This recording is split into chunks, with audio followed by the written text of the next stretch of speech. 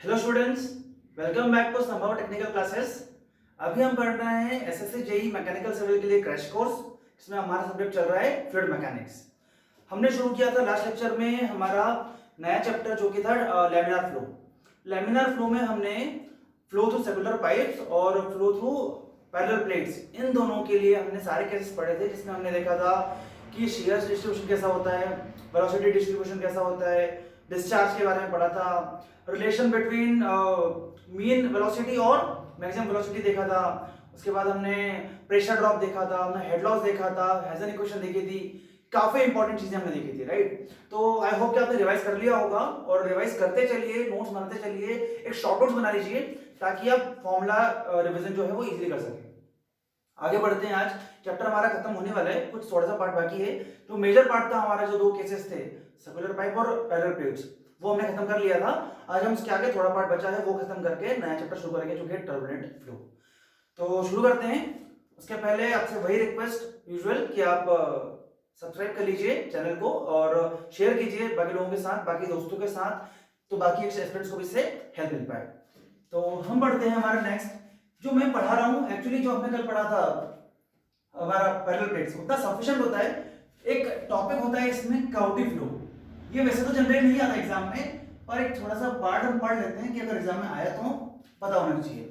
Gawti flow एक parallel plates का special case है। इसमें क्या होता है, जैसे हमने कल पढ़ा था कि दो पैरेलल प्लेट्स हैं, इसकी वजह से फ्लूइड फ्लो हो रहा था। अगर मैं कहूं कि मेरा नीचे वाला प्लेट तो फिक्स है और ऊपर वाला प्लेट क्या कर रहा है, मूव कर रहा है वेलोसिटी से। अगर मेरा एक प्लेट भी मूव कर रहा है तो इसे हम बोलते हैं काउटी फ्लो। इसमें क्या होता है कि one plate is fixed and other is moving, तो इस केस को हम बोलते हैं काउटी फ्लो। इस केस में हम कुछ काम के बाद पढ़ेंगे, बस पिछले बात करते हैं वेलोसिटी की। ये है हमारा प्लेट वेलोसिटी। तो अगर मैं इस केस में बात करूं वेलोसिटी की, तो मुझे इक्वेशन मिलती है,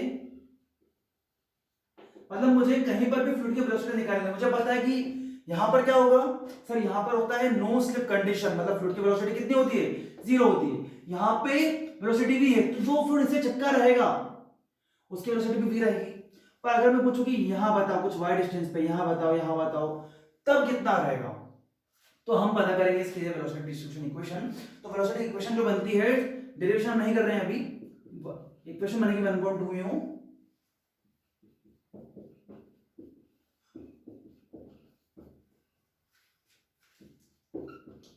ये बनती है आपके काउटी फ्लो की इक्वेशन। क्या आपको ये लर्न नहीं करना है, जनरल एग्जाम में आता भी नहीं है, पर इस इक्वेशन से हम समझेंगे कि अगर हम बात करते हैं फॉर सिंपल काउटी फ्लो, और सिंपल काउटी फ्लो ही एग्जाम में अगर आया तो चांसेस हैं थोड़े से आने के। सिंपल काउटी फ्लो का मतलब ये होता है कि जिसमें एक्स के रिस्पेक्ट में प्रेशर वेरिएशन नहीं होता। मतलब अगर मैं बात करूं कि इसका मतलब होता है कि del p by del x, ये क्या होता है, 0। तो ये 0 हो जाएगा तो ये पूरा 0 हो जाएगा, तो वेलोसिटी क्या बचेगा, वी वाई बाय। ये आपको याद रखना है कि सिंपल काउटी फ्लो के लिए इक्वेशन ये होती है। अगर मैं बात करूं आपसे कि एट y इक्वल टू 0, मतलब क्या हो जाएगा, ये हो जाएगा y इक्वल टू 0, ये लाइन, ये सरफेस, ये ग्राउंड। यहां पर अभी तक बताया मैंने आपको कि नो स्लिप कंडीशन होती है, मतलब वेलोसिटी 0 होती है। तो देखते हैं कैसे कि ये हुआ, मतलब ये क्या है, सरफेस, या मैं बोल दूं ग्राउंड सरफेस, ठीक है। तो u क्या हो जाएगा, 0 पुट करने पर, ठीक है। तो ये आपसे एग्जाम में पूछ सकता है। अगर मैं बात करूं कि at y equal to t, मतलब ये जो डिस्टेंस है ये क्या है हमारा, t है, तो इसका मतलब क्या हो जाएगा, अपर सरफेस, या इसको हम बोलते हैं एट प्लेट। तो जब मैं रखूंगा y बराबर t, तो t अपॉन t कट जाएगा, वेलोसिटी भी बचेगी। जो मैंने आपको अभी बताया कि जो इस प्लेट से चिपका हुआ रहेगा फ्लूइड, उस पर जिस वेलोसिटी से हमारा प्लेट मूव कर रहा है उसी वेलोसिटी से हमारा फ्लूइड मूव करेगा, तो u और v बराबर हो जाएगा। तो इक्वेशन हमसे इतना है u equal v by t, और ये कॉमन सेंस भी है, पर एग्जाम में इस तरह से भी पूछ सकते हैं आपसे। तो काउटी फ्लो में जो यहाँ इक्वेशन वेलोसिटी 0 है, यहाँ t है, और कहीं और निकालना है, अगर आपको y दिया हो, t दिया हो, वेलोसिटी गिवन हो, तो आप इजीली कर सकते हैं। कोई थ्री वैल्यू रखते हैं, ठीक है। तो this is all about Couette flow, ठीक है। अब आप एक चीज और देखेंगे इसमें, मैं रब कर देता हूं थोड़ा, कि आप देख रहे हैं यहां पर कि P जो है प्लेट के बीच का डिस्टेंस है जो कि फिक्स है, V प्लेट की वेलोसिटी जो भी गिवन रहेगी आपको, मतलब यहां से आप देखते हैं कि जो U है वो है प्रोपोर्शनल टू Y। इसका मतलब इनमें आपस में कैसा रिलेशन है, लीनियर रिलेशन। तो अगर मैं आपसे वेलोसिटी डिस्ट्रीब्यूशन की बात करूं, है ना, यहां पे लिख सकता हूं मैं, अगर वेलोसिटी डिस्ट्रीब्यूशन, तो यहां पर वेलोसिटी क्या होगी सर, जीरो होगी, यहां पर मैक्सिमम कितनी होगी, वो v होगी, और यहां से धीरे धीरे लीनियरली बढ़ रहा है, तो ये रहेगा हमारा वेलोसिटी डिस्ट्रीब्यूशन। तो आपसे ये भी एग्जाम में पूछ सकते हैं कि यहाँ पे वेलोसिटी क्या है, जीरो है, यहाँ पे वेलोसिटी v के बराबर है जो कि है हमारी प्लेट की वेलोसिटी, और इस तरह से ये है हमारा लीनियर रिलेशन। तो हमें ग्राफिकली भी पता होना चाहिए कि प्रोपोर्शन किस तरह से क्या है, वो भी पता होना चाहिए, और हमारी इक्वेशन पता होना चाहिए। तो this is more than enough for Couette flow, ठीक है। अब हम एक दो टर्म्स पढ़ेंगे जो है करेक्शन फैक्टर्स की, जो आपको एग्जाम में डिटेल में कभी कुछ नहीं आता, सिर्फ डेफिनेशन पूछी जाती है आपसे, इसके ऊपर न्यूमेरिकल भी एसएससी जेईई में कभी नहीं आता, सिर्फ आपसे डेफिनेशन पूछी जाती है कि what is this, what is the correction factor.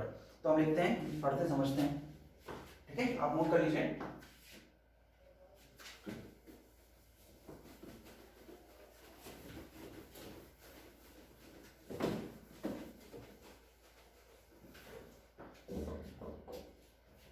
Correction factors,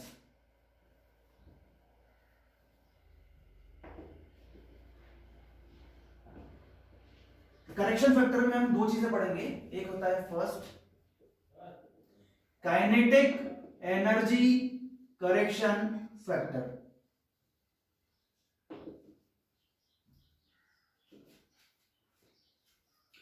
kinetic energy correction factor, और एक होता है हमारा मोमेंटम एनर्जी करेक्शन फैक्टर। ये सिंपली क्या डिफाइन करते हैं, ये आपको बताते हैं कि कोई भी अगर हम बात करते हैं, जैसे मैंने बोला कि मैं कुछ कैलकुलेशन अज्यूम कर रहा हूं कि इतना काइनेटिक एनर्जी है, पर एक्चुअल में उतना नहीं होता क्योंकि एक्चुअल में वेरी कर रहा होता है, तो हम एक फैक्टर अज्यूम करते हैं फॉर कि for correction for kinetic energy. मतलब अगर काइनेटिक एनर्जी जब हम कंसीडर कर रहे हैं तो उसमें जो वेरिएशन आ रहा है, हमारी कैलकुलेशन में जो एरर आएगा, उसको करेक्ट करने के लिए, उसको अप्रोक्सीमेट करने के लिए हम लेते हैं करेक्शन फैक्टर। तो ये होता है, इसको डिफाइन करते हैं अल्फा से, ये होता है kinetic energy based on actual velocity जो है हमारी,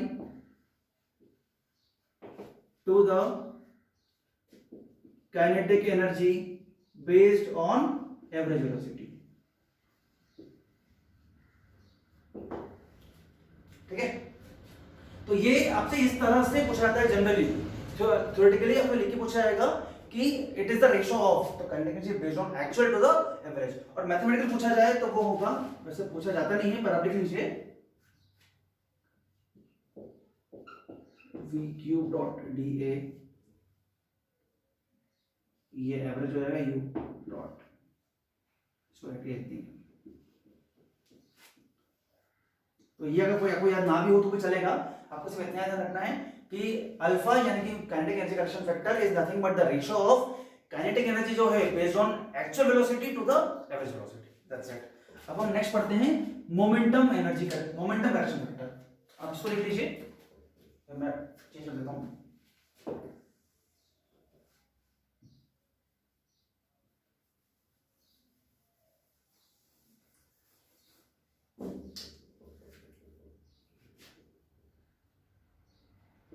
मोमेंटम करेक्शन फैक्टर, इसको नोट करते हैं हम बीटा से।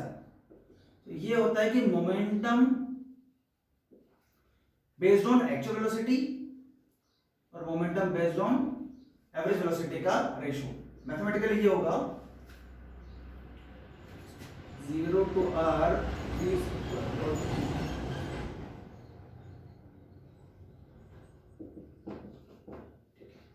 इसका भी मैथमेटिकल फॉर्म इतना इंपॉर्टेंट नहीं है, पर आपको ये पता होना चाहिए कि मोमेंटम करेक्शन वेक्टर, ये भी वैसे इसका मतलब क्या हुआ, तो मतलब वही कि सर मोमेंटम की जब हम बात करते हैं कैलकुलेशन में, तो डेफिनेटली जो हम लेते हैं वो एक्जेक्ट वैल्यू नहीं होती है, तो उसको सही करने के लिए या उसके अप्रोक्सीमेशन तक जाने के लिए, एक्यूरेट होने के लिए हम एक फैक्टर यूज करते हैं, इसका हम नाम देते हैं मोमेंटम करेक्शन फैक्टर। ठीक है, यहाँ ये खत्म होते हैं हमारे दोनों फैक्टर्स। आपको सिर्फ इतना याद रखना है कि ये होते क्या है। हाँ, कुछ वैल्यू है जो एग्जाम में एसएससी में आई है, तो हम लिख लेते हैं इसको कि फॉर अगर laminar alpha is equal to beta is equal to, and for turbulent alpha is equal to beta is to 1.33 1.3। ठीक है, तो ये वैल्यू आपको याद करना पड़ेगी। मैं चेक करता हूं, अल्फा लैमिनार के लिए 2, बीटा 1.33, बीटा टर्बुलेंट 1.2, ये 1.2 सॉरी है ना, ये वैल्यू मुझे थोड़ा याद नहीं था तो मैं देख लेता हूं। ठीक है, तो ये आप नोट कर लीजिए, है ना। इसके बाद हमारा यहाँ पर बेसिक हमने देखा है काउंटिंग फ्लो, करेक्शन फैक्टर्स और उनकी कुछ वैल्यूज। अब हम पढ़ेंगे नेक्स्ट हमारा बहुत ही ज्यादा इंपॉर्टेंट है जो हम पढ़ रहे हैं जब से डायनामिक्स, तो वो स्टार्टिंग वाला पार्ट इंपॉर्टेंट था, फिर ये ठीक है। अब जो मैं पढ़ने जा रहा हूं उस पे क्वेश्चन मैक्सिमम चांसेस है कि बनते हैं, the very very famous Darcy equation. ठीक है, हम समझते हैं।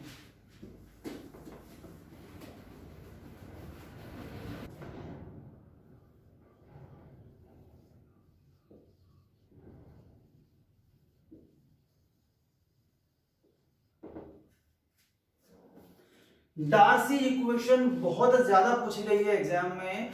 डार्सी इक्वेशन पहली बात ये क्या बताता है, क्या देता है हमें, तो ये देता है हमें हेड लॉस, कि कितना एनर्जी लॉस, कितना हेड लॉस हुआ है, उसकी जानकारी देता है हमें डार्सी विजिबल इक्वेशन। ठीक है, आइए देखते हैं।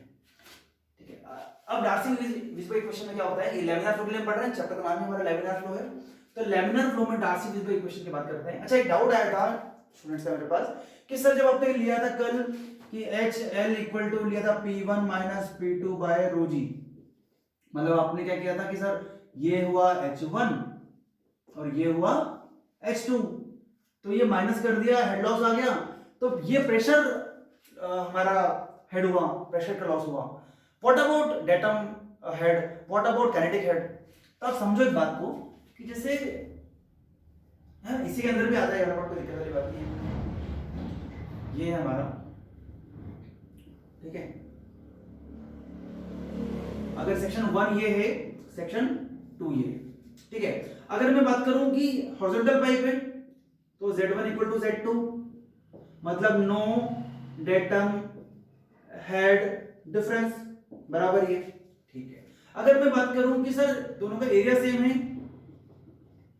और जब फ्लूइड, मैं मान रहा हूं कि फ्लूइड यहां से फ्लो हो रहा है, डिस्चार्ज कंटीन्यूअस डिस्चार्ज है, तो Q1 Q2 क्या होता है sir, A1 V1 equal to A2 V2। जब A1 A2 सेम है तो V1 must be equal to V2, मतलब सेकंड लॉस क्या होता है हमारा, काइनेटिक हेड क्या होता है, V स्क्वायर बाय 2G, तो ये कांस्टेंट और V भी कांस्टेंट हो गया, मतलब नो काइनेटिक हेड डिफरेंस। जब काइनेटिक हेड का डिफरेंस नहीं है, जब डेटम हेड का डिफरेंस नहीं है, तो बचेगा क्या, सिर्फ प्रेशर डिफरेंस। इसलिए मैंने टोटल हेड लॉस को सिर्फ बोल दिया प्रेशर हेड का लॉस का डिफरेंस। समझ में आ रहा है क्या कहना चाह रहा हूं, कि हाँ मैं मानता हूं कि टोटल जो एनर्जी होती है, टोटल लॉस होते हैं, it should be consist of 3 losses, 3 heads. क्या क्या, डेटम हेड, काइनेटिक हेड और प्रेशर हेड। मैंने प्रेशर हेड एज्यूम किया है, मैंने डेटम हेड एज्यूम इसलिए नहीं किया अभी यहां पर क्योंकि मेरा पाइप कैसा है, हॉरिजॉन्टल, और मैंने काइनेटिक हेड इसलिए नहीं माना क्योंकि वो A1 इक्वल टू A2 है, मतलब V1 इक्वल टू V2 होगा, और जब V सेम है तो ये भी सेम रहेगा, जब V1 V2 सेम है तो मतलब जब मैं बनवाली में रखूंगा कि sir P1 by rho g plus V1 square by 2G plus Z1 equal to P2 by rho g plus V2 square by 2G plus Z2 plus head loss, तो sir V equal है, Z equal है, तो HCl क्या बचेगा, P1 minus V2, तो मैंने इसलिए लिख दिया डायरेक्ट आंसर। अच्छा क्वेश्चन था, आप समझिए बात को कि बर्नौली में रखने पर ही मैं देख रहा हूं कि जब ये बाकी दोनों सेम है तो जो हेड लॉस है वो एक्चुअली इनका डिफरेंस है, तो मैंने इसलिए लिख दिया था यहां पर ऐसा, है ना। तो यहां पर भी हमें पता है कि सर हेड लॉस निकालने का एक तरीका तो हमने समझाया था, P1 minus P2 upon rho G, या pressure head upon specific weight rho into G. अब यहां पर डार्सी ने क्या किया, डार्सी ने इसी इक्वेशन को कंपेयर किया एक दूसरी इक्वेशन से जिसमें हम थोड़ा सा एलिमेंट लेके जब पूरा करते हैं डेरिवेशन, तो हमें मिलता है इन दोनों को कंपेयर करने पर, मैं आपको डायरेक्ट लिख रहा हूं मेन फाइनल इक्वेशन कि जो हेड लॉस है, ये इसको मैं जनरली एच एफ लिखते हैं, एच एल हो एच एफ हो, ये बता रहा है हेड लॉस, ये बताता है head loss due to friction, दोनों एक ही चीज है, ठीक है। एच एफ लिखा तो कोई अलग वाली बात नहीं है, क्योंकि अगर आपको बुक्स पढ़ते हो या आपके कोई दूसरे नोट्स पढ़ते हो तो आपको एच एफ लिखा हो या एच एल लिखा हो, एक ही चीज है। हेड लॉस, ये भी head loss due to friction है। फ्रिक्शन क्यों लिया, क्योंकि होते बहुत वजह से लॉसेस हैं, पर सबसे ज्यादा अगर कोई लॉसेस होते हैं तो वो फ्रिक्शन के कारण होते हैं, इसलिए हम सब छोड़ के फ्रिक्शन की बात कर लेते हैं। तो जो फ्रिक्शन लॉस या हेड लॉस है वो आता है final equation 4FLV² by 2GD।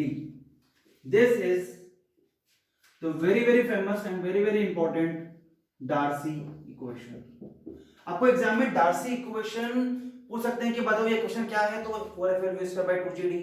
आपको हो सकता है कि इक्वेशन देके पूछ लें ये कौन सी इक्वेशन है, तो डार्सी इक्वेशन है। आपसे पूछ सकते हैं कि डार्सी इक्वेशन क्या बताता है, तो हेड लॉस बताता है। आपको ये बोल सकते हैं कि डाटा दे दिया हो और एचएफ निकालो, या ये दिया हो एफ निकाल लो, कुछ और डाटा निकाल लो, उस तरीके से तो आ सकता है, ठीक है। अब ये इक्वेशन, ठीक है, हेड लॉस बताता है, डार्सी इक्वेशन हो गया। अब हम बात करते हैं एक इसी इक्वेशन को, देखो यूं तो मैं काफी लंबी चीज है, समझते शॉर्ट में समझते हैं कि इस हेड लॉस को हम ऐसे भी लिख सकते हैं FLV² by 2GD, और ये इक्वेशन भी डार्सी इक्वेशन, ये भी सही है। मैंने क्या किया, मैंने सिर्फ 4 को हटा दिया।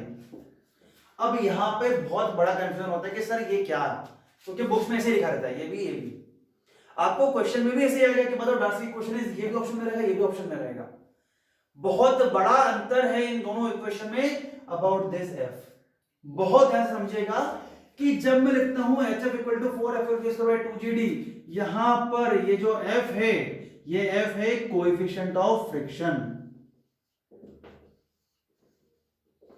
या इसे हम बोलते हैं कि ये है डार्सी कोएफिशिएंट, ठीक है, ध्यान रखिएगा।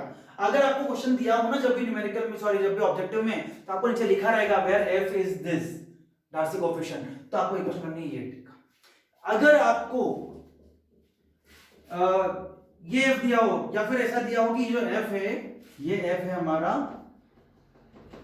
फ्रिक्शन फैक्टर, तो ये हो जाएगा हमारा FLV² by 2GD।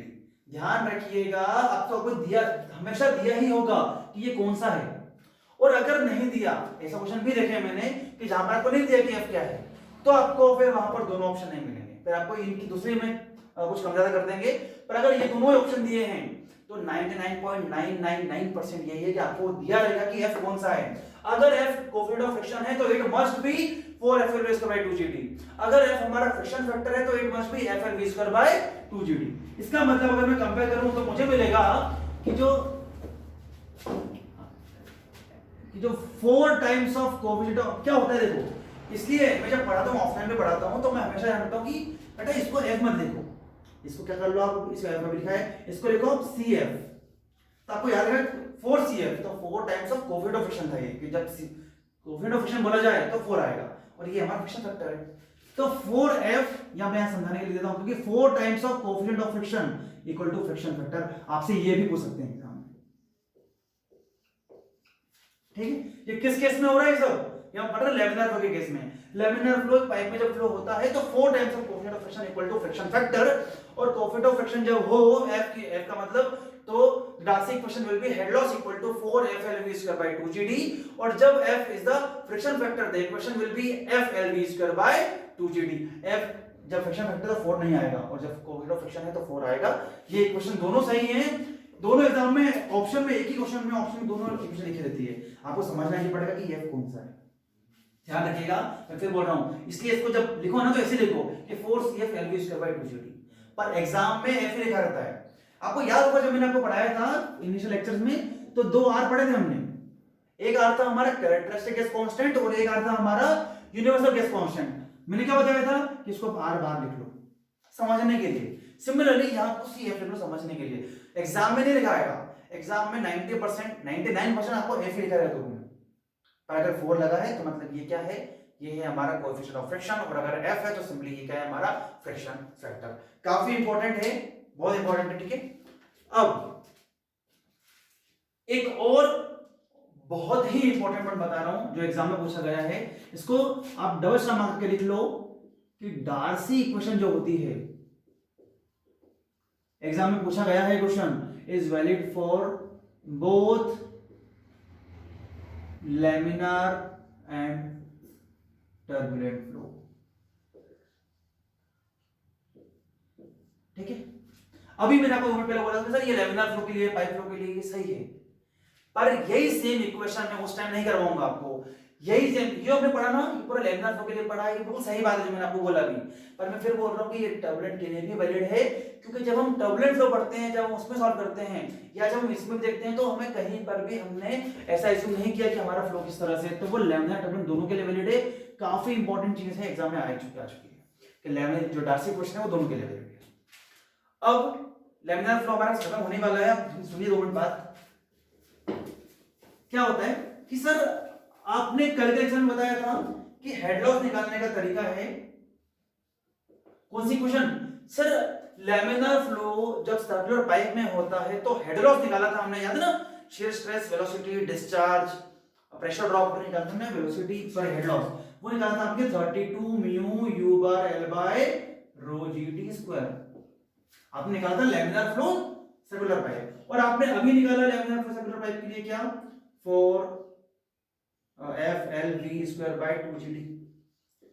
तो ये सही है, ये सही है भाई, दोनों, एक हेजल ने दी थी, एक डार्सी ने दी थी, दोनों इक्वेशन सही हैं, दोनों इक्वेशन हेड लॉस की इक्वेशन है, दोनों लैमिनार फ्लो के लिए वैलिड हैं। ठीक है, पर अब अंतर क्या है, कौन सी का यूज करें, तो ध्यान से समझिएगा कि दिस इक्वेशन इज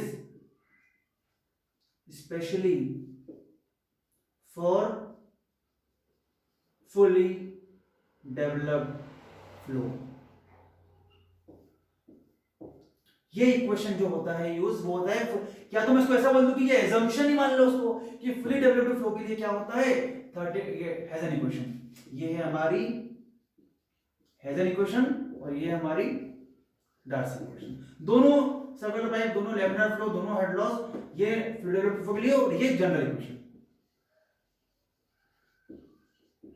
ठीक है, फुली डेवलप्ड फ्लो का मतलब क्या होता है, फुली डेवलप्ड फ्लो का मतलब ये होता है कि उसमें कन्वेक्टिव एक्सेलरेशन 0 है ना, लिख लेता हूं यहां पर। इसका मतलब ये होता है कि जहां पर अभी कन्वेक्टिव एक्सेलरेशन क्या होता है ये मैं पढ़ा चुका हूं, अगर आपने नहीं पढ़ा है, आपको नहीं पता है, तो आप पुराने लेक्चर में जाके आप देख लीजिए, आपको मिलेगा कन्वेक्टिव एक्सेलरेशन क्या होता है। ठीक है, और ये डार्सी इक्वेशन है, जनरल इक्वेशन है, और ये लैमिनार और टर्बुलेंट दोनों के लिए वैलिड है। ठीक है, ये काफी इंपॉर्टेंट चीजें बताई मैंने जो एग्जाम में आती हैं, इसके बारे में ये भी इंपॉर्टेंट है ना, और कब 4FLV² और कब FLV² आपको पता होना चाहिए अच्छे से। अब क्या होता है, जब दोनों इक्वेशन सेम चीज के लिए है तो हम इन दोनों को कंपेयर करते हैं, और जब हम इन दोनों को कंपेयर करते हैं तो हमें एक बहुत ही अच्छी चीज मिलती है जो एग्जाम के लिए बहुत इंपॉर्टेंट है, एग्जाम में कई बार आ चुकी है, कि जब मैं इस इक्वेशन 1 और करता हूं कंपेयर टू इक्वेशन नंबर 2 को, मतलब बाय कंपेयरिंग कौन सी इक्वेशन, हेजन और डार्सी, तो मुझे मिलता है, जब मैं इसको इक्वेट करूंगा तो मुझे मिलता है कि सर CF है ना, इसको मैं CF लिख दूं क्या अभी, ताकि आप कंफ्यूज ना हो कि सर कौन सा F था।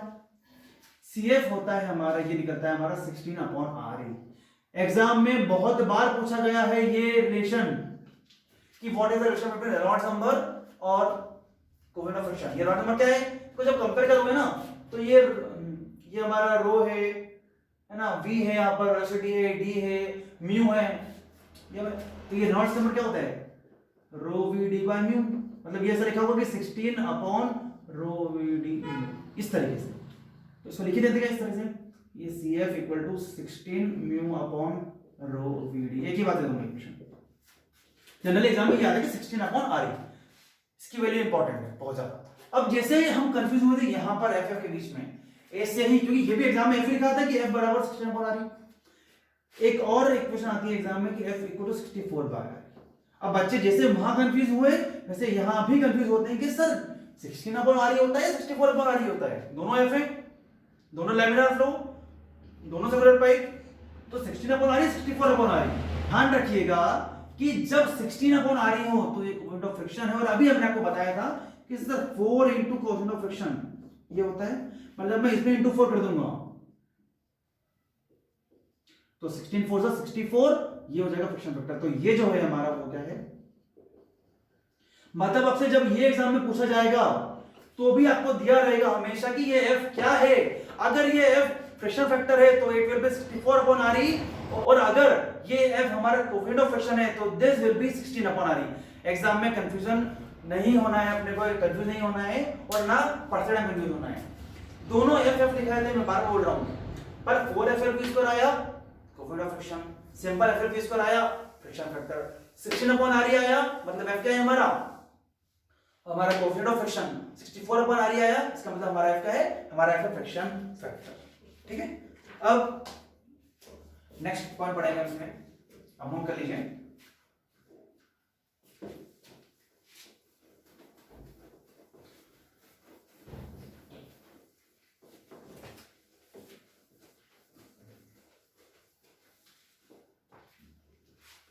एक टर्म होती है shear वेलोसिटी। shear वेलोसिटी की डेफिनेशन हमसे कभी नहीं पूछी जाएगी एग्जाम में, है ना, एक मैथमेटिकल टर्म है, हम जब सॉल्व करते हैं तो एक टर्म को स्पेसिफिक नाम देते हैं हम shear वेलोसिटी। आपको आपके एग्जाम के लिए क्या इंपॉर्टेंट है मैं रेट वो बता दूं आपको।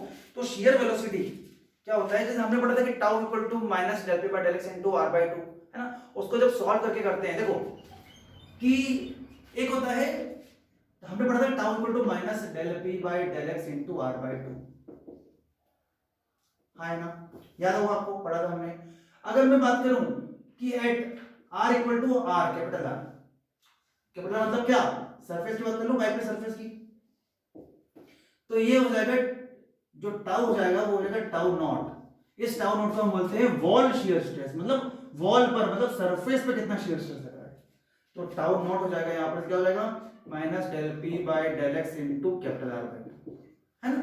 जब मैं इसको सॉल्व करता हूं, पूरा रखता हूं, तो फाइनल मुझे जो इक्वेशन मिलती है वो इक्वेशन मुझे मिलती है कि, है ना, आफ्टर डेरिवेशन, आपको डेरिवेशन मतलब नहीं है कुछ भी, इसलिए मैं करवा रहा हूं अभी।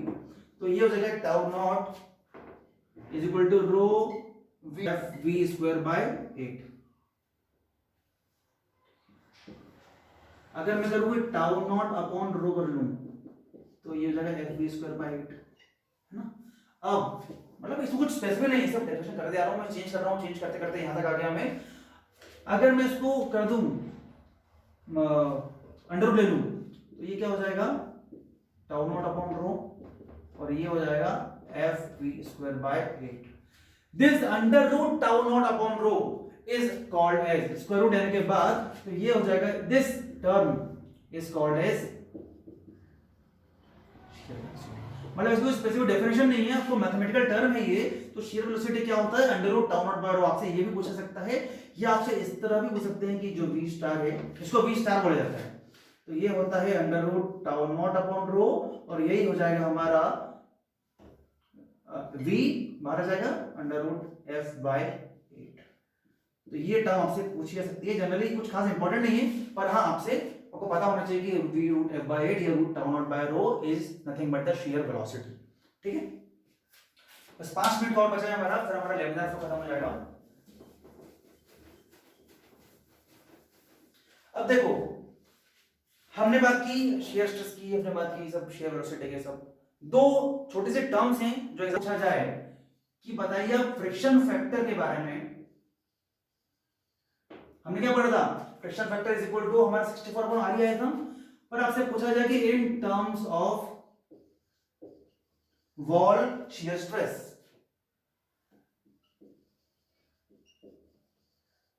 तो यहीं से हमने देखते हैं भी, हमने इसके पहले इक्वेशन लिखी थी, क्या लिखा था हमने कि tau naught by rho is equal to f v square by 8, तो जो एफ हो जाएगा वो हो जाएगा 8 tau naught by rho v square. This is friction factor in terms of wall shear stress, 8 tau naught upon rho v square. तो आपसे ये एग्जाम में पूछा सकता है, सी चीज वही है, आगे पीछे करके बस इस तरीके से पूछा सकता है एग्जाम में। लास्ट टर्म लिखते हैं कि अगर आपसे पूछा जाए कि बताओ coefficient of friction in terms of wall shear stress. तो आपको पता है सर कि 4 कोएफिशिएंट ऑफ फ्रिक्शन वो क्या होता है, फ्रिक्शन फैक्टर। तो ये क्या होगा, F/4। तो ये क्या होगा, ये हो जाएगा 8 tau naught by rho v square into 1/4। तो ये हो जाएगा कि CF equal to 2 tau naught by rho v square. बात वही है, घुमा फिरा के आगे पीछे लिख दिया है मैंने। तो friction factor in terms of shear velocity है ना, यहां से निकाल सकते हैं हम। Friction factor in terms of wall shear stress, coefficient of friction in terms of wall shear stress, एक दूसरे के अलग तरीके से पूछ सकते हैं, एकदम कंटेंट वही है। ध्यान रखिएगा, हम कंफ्यूज कहां हो सकते हैं, डार्सी इक्वेशन F कौन सा है, फिर 16/RE या 64/RE, फिर 8 tau naught upon rho v square, 2 tau naught upon rho v square. तो ये हर जगह ध्यान रखिएगा कि 4 इतना है ना, बस 4 into coefficient of friction is equal to friction factor. इतना याद रखोगे तो दिक्कत नहीं आएगी, ठीक है। यहां पर हमारा पूरा लैमिनार फ्लो वाला चैप्टर खत्म होता है। हमने जो मेन चैप्टर था वो कल भी पढ़ लिया था बहुत कुछ, कि लैमिनार फ्लो में हमने देखा था हमारा पाइप्स के बीच में जब फ्लो होता है, पाइप में फ्लो होता है कहने का मतलब, और जब दो पैरेलल प्लेट्स के बीच में जब फ्लो होता है तब हमारा क्या वेरिएशन होता है, प्रेशर में, हेड लॉस में, शियर स्ट्रेस में, वेलोसिटी में, मैक्सिमम मिन का क्या रेशो होता है, डिस्चार्ज क्या होता है, एक्सेट्रा। आज हमने पढ़ा काउटी फ्लो। काउटी फ्लो के बाद हमने देखा मतलब इसके बाद हमने शियर वेलोसिटी के बारे में देखा, फिर फ्रिक्शन फैक्टर के बारे में देखा, डार्सी इक्वेशन देखा और बाकी चीजें, ठीक है। तो ये हमारा लैमिनार फ्लो चैप्टर खत्म होता है। हमारा नेक्स्ट चैप्टर जो है टर्बुलेंट फ्लो, वो हम कल देखेंगे। आज हमारा टर्बुलेंट जो लैमिनार फ्लो है वो चैप्टर हमने कंप्लीट करके हमारा काफी कुछ कंटेंट देख लिया है। इसके ऊपर क्वेश्चंस मिलेंगे आपको, ऑब्जेक्टिव मेंस में क्वेश्चन नहीं आते इसके ऊपर जनरली, पर हाँ प्री में ऑब्जेक्टिव क्वेश्चन मिलेंगे। आप रिवाइज कीजिए, पढ़िए अच्छे से, और अगर कुछ भी डाउट होता है तो आप कमेंट कीजिए। और जो हमारा टर्बुलेंट फ्लो है वो ज्यादा बड़ा चैप्टर नहीं है, वो एक दिन में खत्म हो जाएगा। तो मैं कल एनी हाउ एक चैप्टर जो हमारा टर्बुलेंट फ्लो है वो खत्म कर दूंगा, ठीक है। तो बस मिलते हैं कल, ठीक है। आप पढ़ाई कीजिए अच्छे से और लोगों से शेयर कीजिए चैनल, ताकि लोगों को भी इसका हेल्प मिल सके। Thank you so much.